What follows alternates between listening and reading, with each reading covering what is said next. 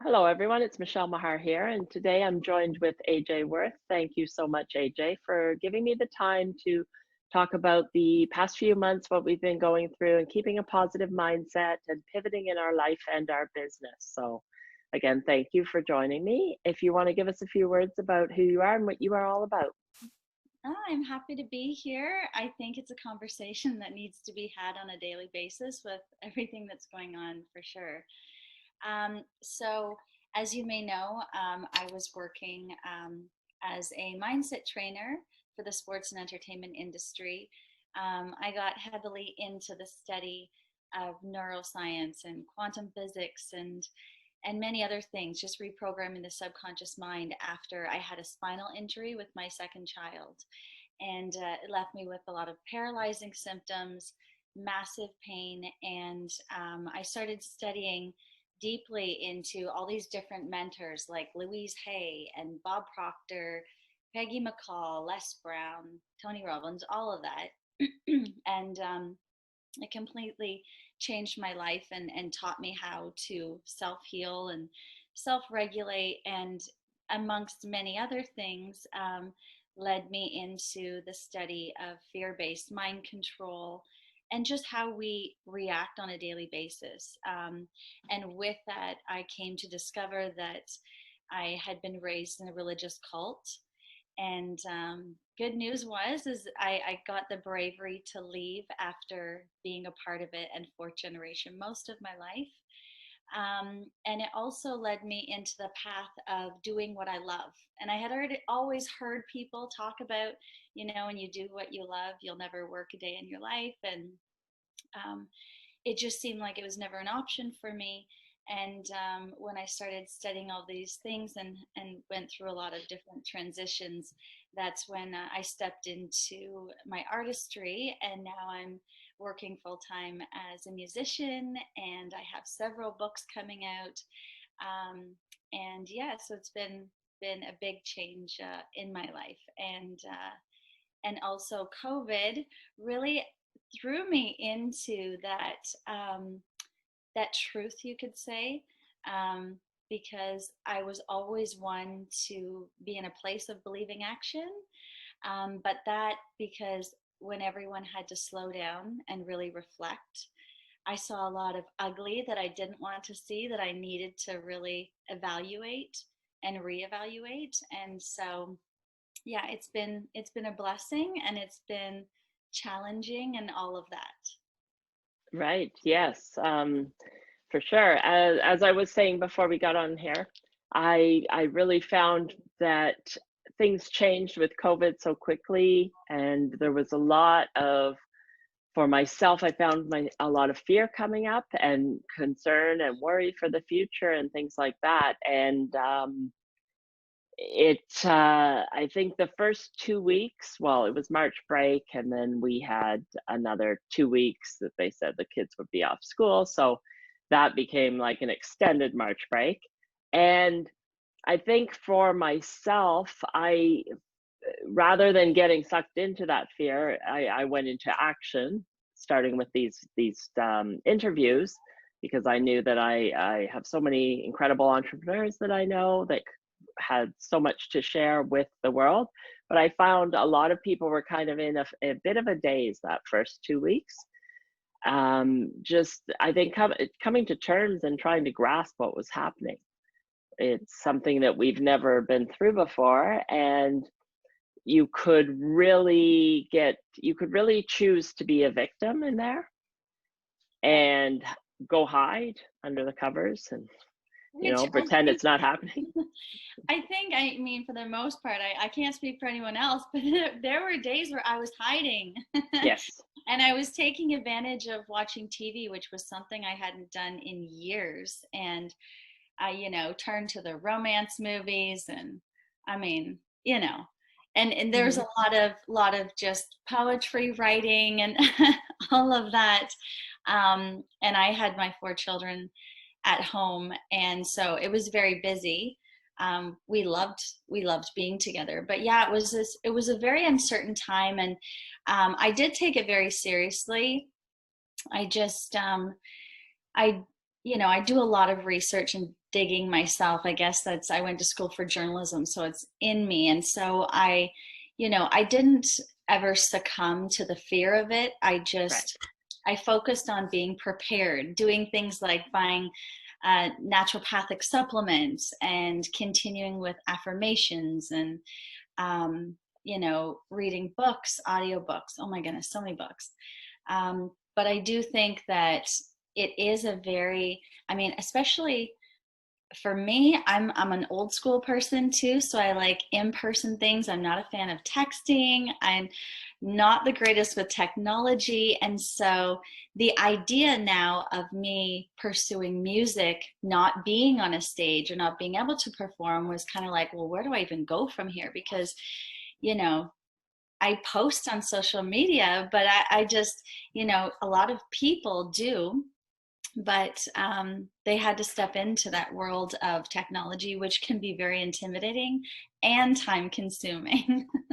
Right. Yes. Yes. And I think we've really been it's been accelerated, the whole use of technology, and so many people have had to learn so quickly and adapt to it, and really you have no choice in this is the only way that we can really connect right now.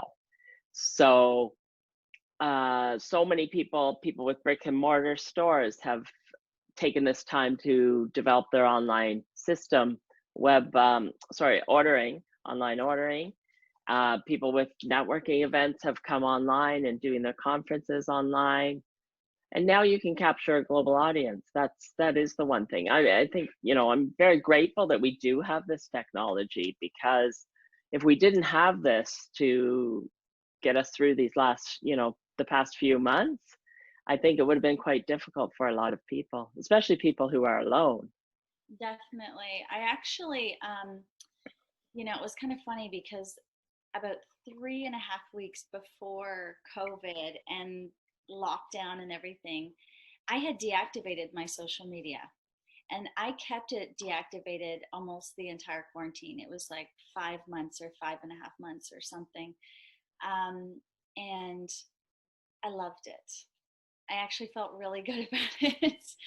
And I'm kind of glad because it was easy for me to get sucked in. One of the first things that Bob Proctor told me when I first started studying with him was to stop watching the news, Right. because Yes, I've heard him.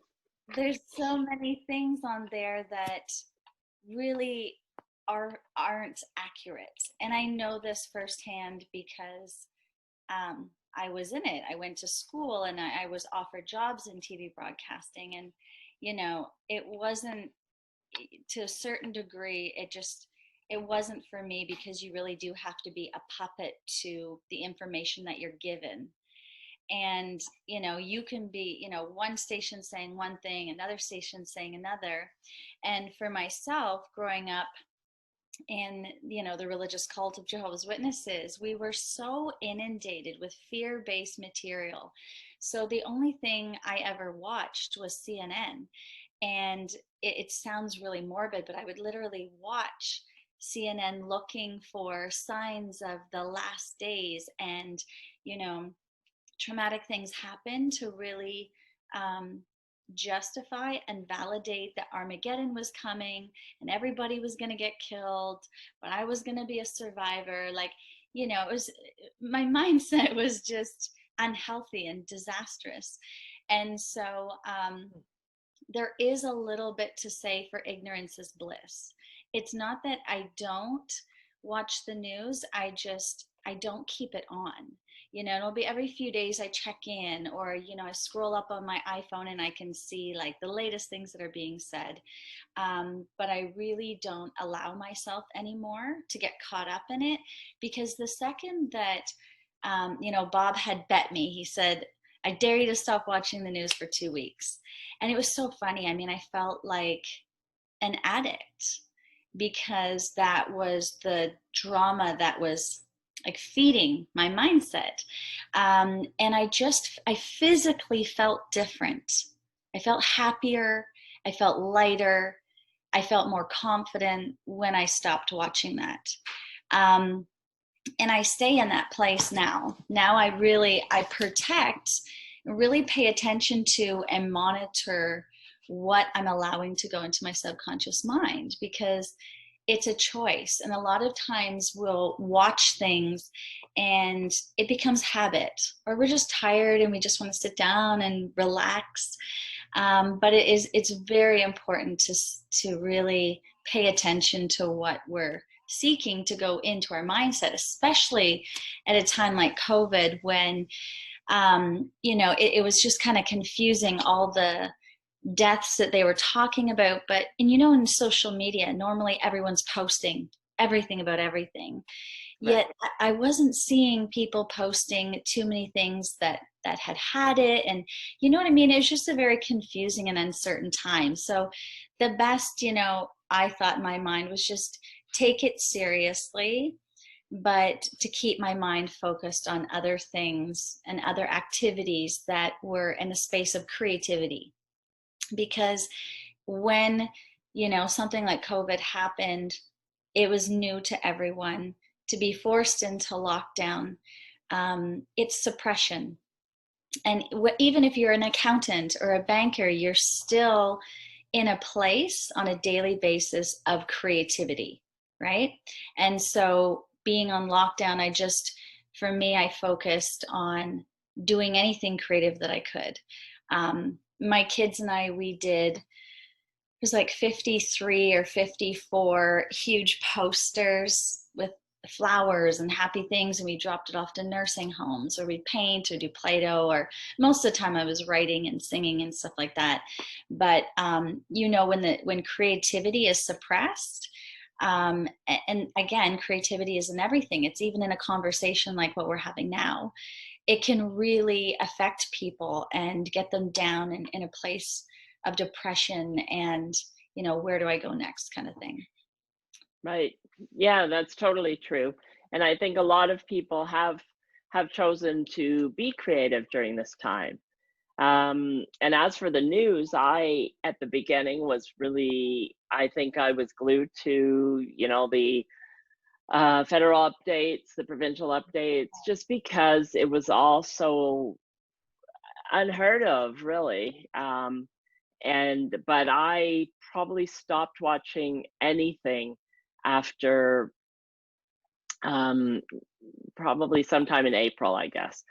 Totally stopped, and now I don't watch any news at all. And the funniest part is I used to turn on CP24 in the morning when I would wake up, just to see what was happening and what happened in the city overnight. And I haven't done that since. So, and I probably never will again. So like I think that I've heard some stories of some people who keep the news on 24 hours a day in the background. They just want the background noise or something like that. But again, it's what it does to your subconscious when you're listening to that all the time.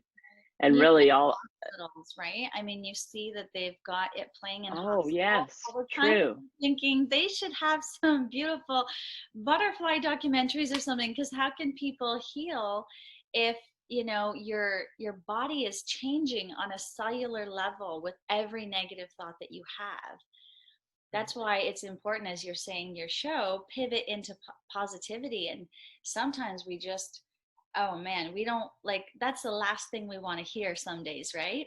We're just like, shut up with this positivity business. And everybody's doing an online course and it's just like positivity vomit, right?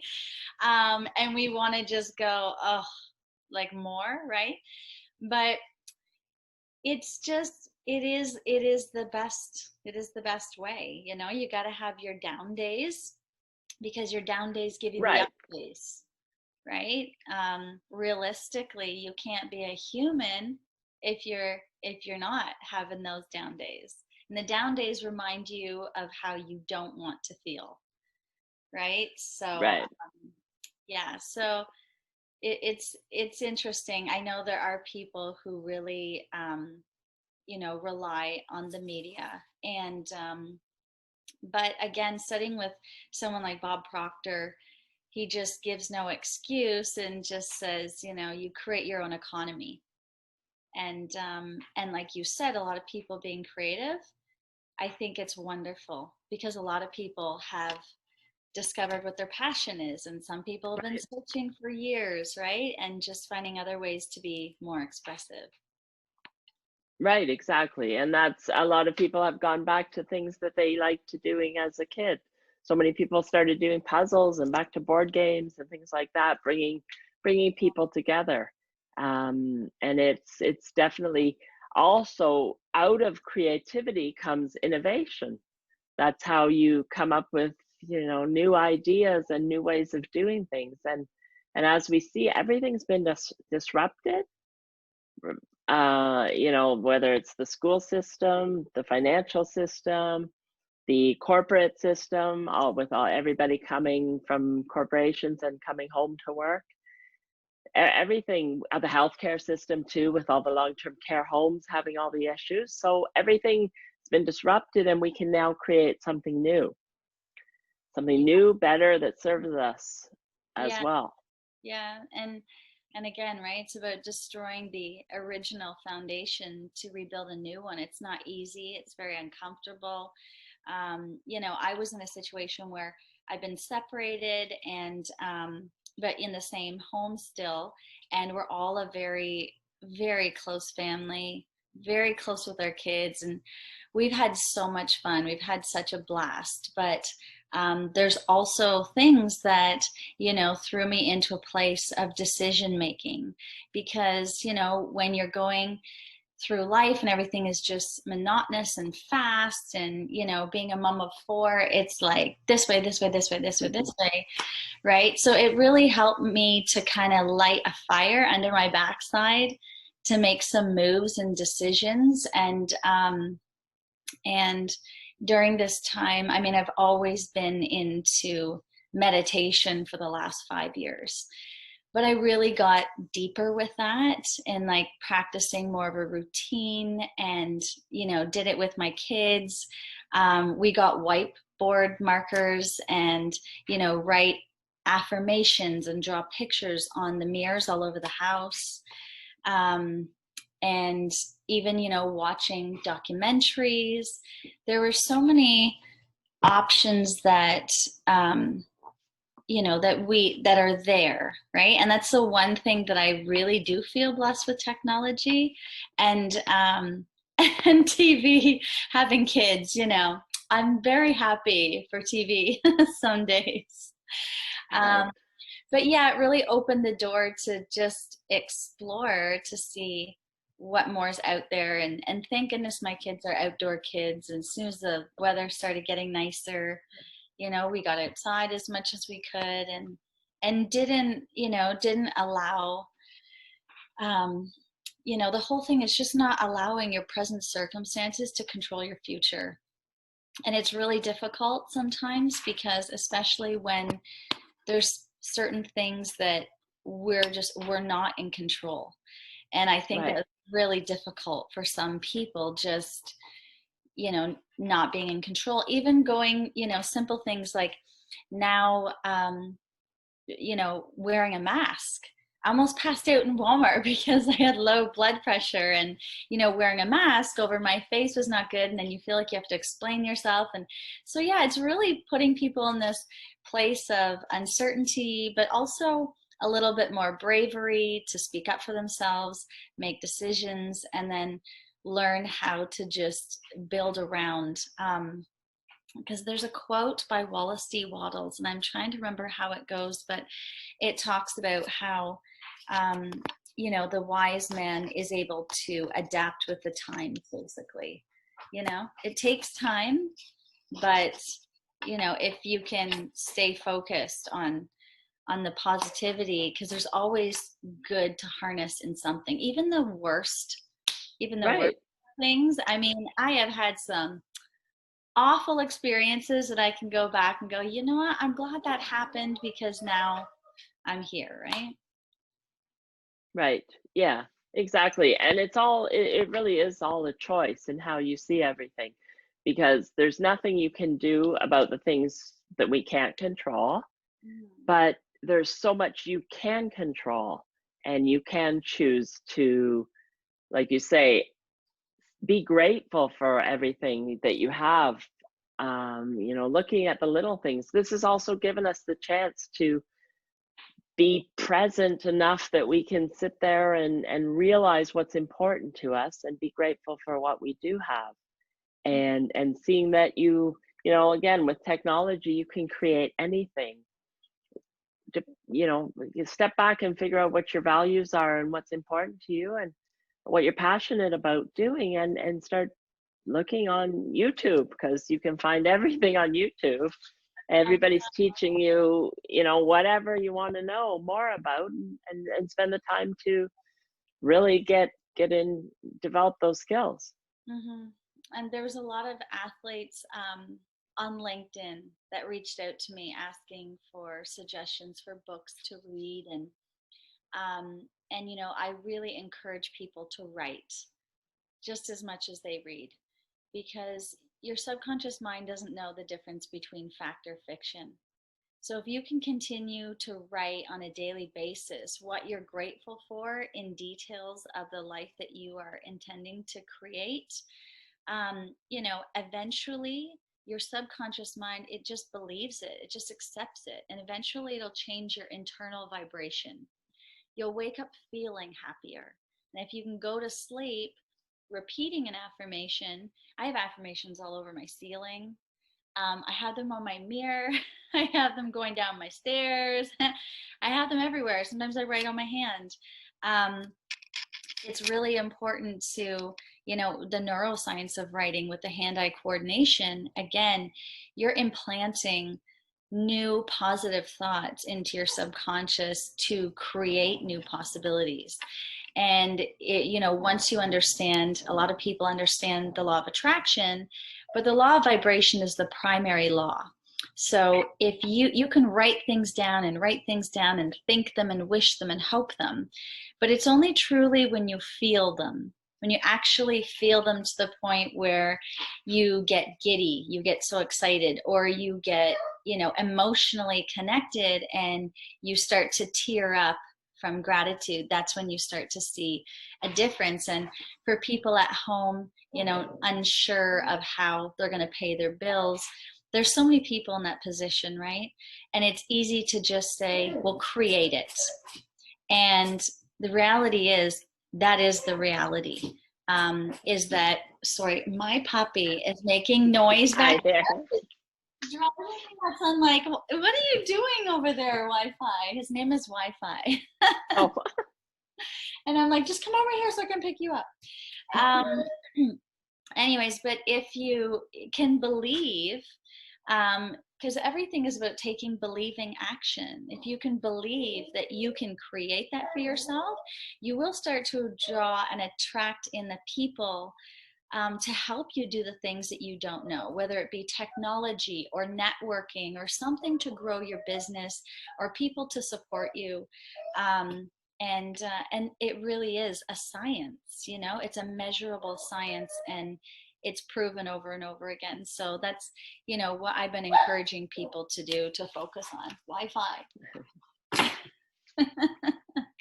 Right. Yeah, exactly. And there's so much opportunity, and so many people are also coming together to help each other, and communities coming together even on a global basis. But we saw so many people reaching out to help others, and again, collaborating and things like that. So what about in terms of what were you doing before this? You were already in the process of becoming the artist and singing, and I think I had seen that prior to COVID. Yes. And so you were already singing, like you had already been performing on stage. Yeah, so last year I spent a little while performing downtown Toronto often, but I hadn't finished my own music yet. In a couple of years, a couple of years ago, I flew out to Dallas. I said I wanted to work with Erica Badu's producer and meditated and did my affirmations and manifested that in like 4 days. Ended up in Dallas, recorded a song, and definitely ran into some lessons, because everyone we meet is either a blessing or a lesson. So a lot of lessons there. And I hung on to the song, and it was like the first heartbreak I went through, because I had to actually hire a really good Canadian lawyer and order the song to be sent back to me, because once I came back to Toronto, my music files were being withheld even though I had paid for them. And Oh. yeah, and a lot of people don't know that, so I'm just coming out with the story now and trying to explain to people why I didn't release the song before. I really didn't think I was going to. And then, so I'd already been recording music, and before I started in September before COVID, and we had already recorded 5 songs, but I'd written like 23. And I love them all. Like, I wrote them all, lyrics, melody, everything.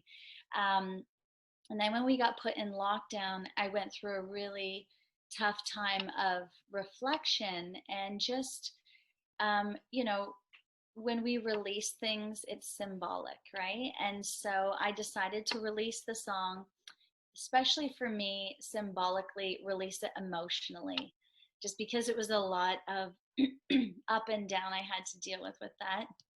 And so that was the song that I just released last week. And I'm really happy I did that, and it's my starting point. And then September 17th, I have another single that I'll be releasing that I recorded out in Chicago. And then I will be releasing my first book, Wirth. I'm excited about that. And then I have 8 more coming. You know, I had I know it sounds crazy, but you know, in the upbringing that I came from, it was like I was planning my dream and planning my life, even though I never knew it was gonna, when it would happen. I just knew that it would. I just always knew I was supposed to be on stages, and I was supposed to be an author. It was just, you know, some people have to look for a dream. And since I was 5, I mean, it was just, there literally wasn't a day that went by that I'd visualize myself accepting Grammys and performing on massive stages. And I had to keep it a secret because it was not allowed. And so in the quarantine, I have literally leather books like this thick, 14 of them, of lyrics and poetry, creative nonfiction. And I decided to, I created 8 different book titles, and I'm just typing them as I go through and putting them, allotting them in the appropriate book. And then last week I did my first big photo shoot for more music that's coming and for my book covers. And so everything is finally coming together beautifully. And I feel like I've been talking about all the stuff that I was doing for so long. And what COVID really helped me to do is to just be really open emotionally and vulnerably, and, you know, to be truthful, because I've been in amongst such great mentors and built such great friendships with these great mentors that are focused on being in positivity all the time. But, and even with the mindset training, helping people understand neuroscience and athletes to heighten their performance. But I was struggling with being this professional, corporate, conservative looking woman on LinkedIn. And then my Instagram account, it's like, I want to be divine feminine, and I want to be sexy, and I want to sing and dance. And I think it, you know, was a little difficult for people to separate the two. But also being in the positive frame of mind all the time, which I just generally am as a person, I found that I was shutting down a lot of the real raw emotions that create the best books and the best music. Right. And so for me, COVID really just said, put me in a place to say, you know, screw it. Like, you can't keep trying to be and look perfect and do everything perfect and be the perfect mom and the conservative executive. And I was just like, I really just got to be me. And Yeah. so, yeah, and so I just really came out when I reactivated my social media. I decided that I was only going to post if I loved what I was posting. So I went into posting, reading captions of poetry from my upcoming books, or singing, or doing my fun dancing TikTok videos.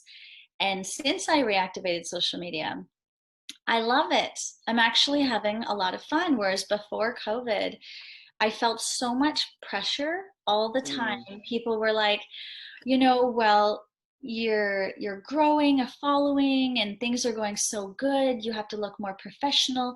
You have to have professional photo shoots. You have to, you should, you have to. And I was just like, everybody needs to shut the, up, right? So I turned social media right. off. I turned off everyone's voice, and I just shut it down and went into that place of reflection.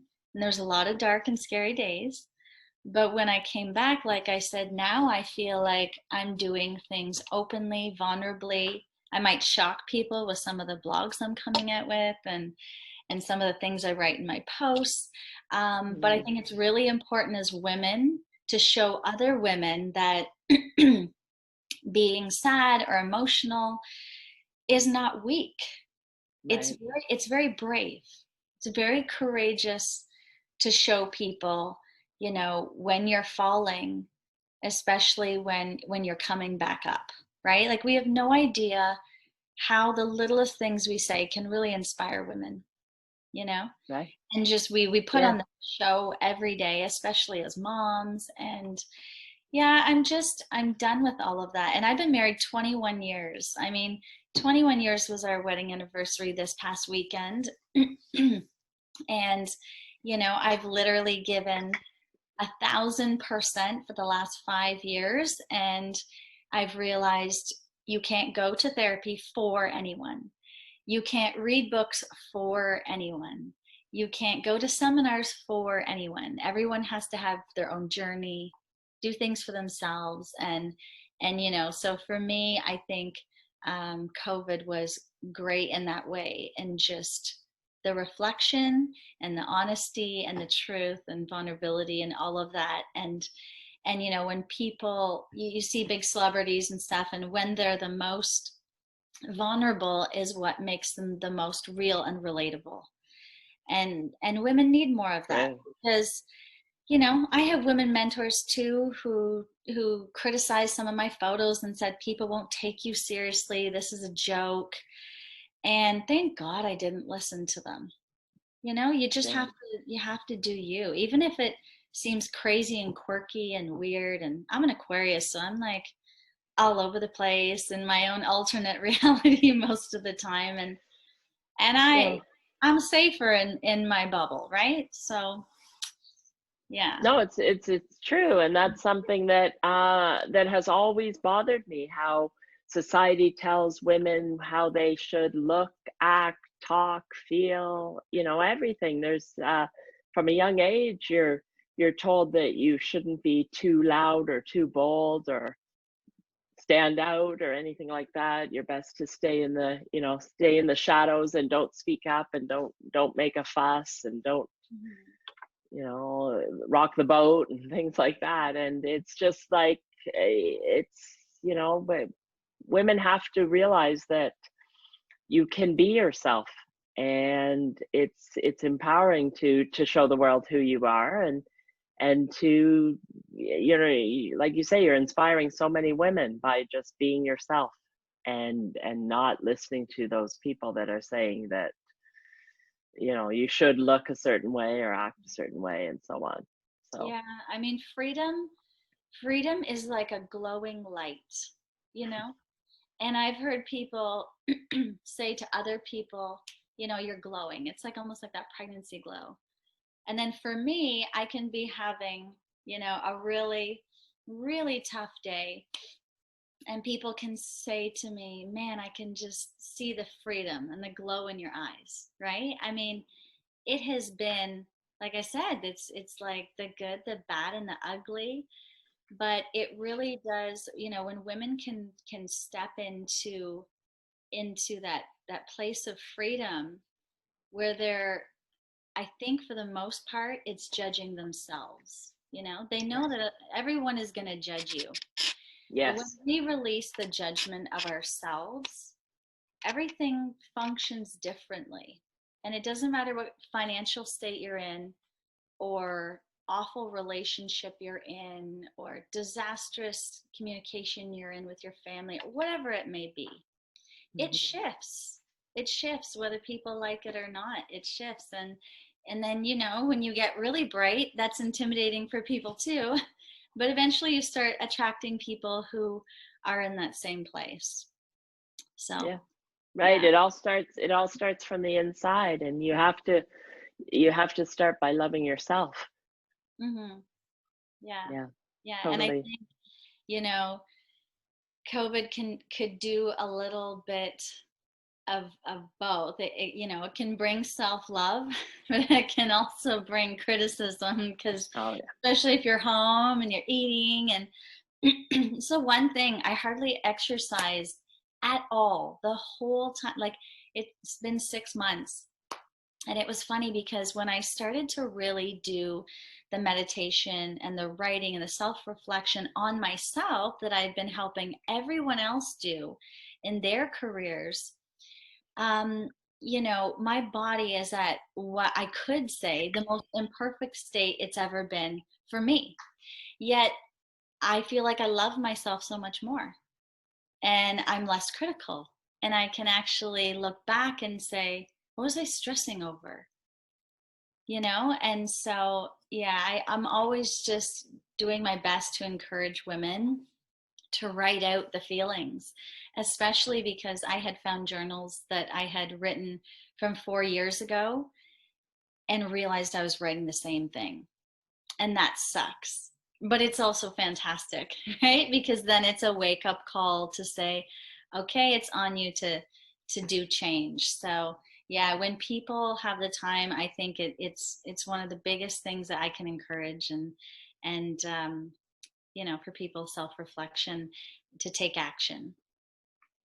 Yeah, right. And like you say, COVID has made people actually actually look at these, actually do some self-reflection, and realize that it's magnified a lot of issues that were already there for a Exactly. lot of people, and you've had no choice but to actually look at it and decide what you want to do about it. Yeah. Yeah, for sure. So it has given people a lot of gifts, and that's the thing. It's just looking at this as a gift rather than looking at it from a victim mentality point of view. Just looking at what you can bring out of this, what can come out of this. Like you say, you have become a new person, and I think for a lot of people, that's what COVID has given them Mhm. Yeah. Yeah, as definitely. well. Yeah. So thank you so much for your time, AJ, and I look forward to seeing all these, your next music release and the books and everything like that. And I will put your information up underneath this interview when I put it up online. And again, thank you for your time. Yeah, it was great to be here. I appreciate it, and hopefully I shared some kind of encouragement during this time. And if you like dancing, because dancing is a good, healthy thing to do, go download my song. It's called What's Left to Say. And you can find it on Apple, Spotify, YouTube, iTunes, actually any music platform internationally, but Right. they're the main ones. And yeah, and I hope you enjoy it. It's a fun song to get everybody moving. Okay, well, that's what we need too. We can't go out dancing anywhere, but I we can at know. least dance in our kitchen or living room or whatever. Right. So again, thank you so much. And I look forward to when we can see each other in person again. All right, take care. All right. Thank you too. Bye, everybody.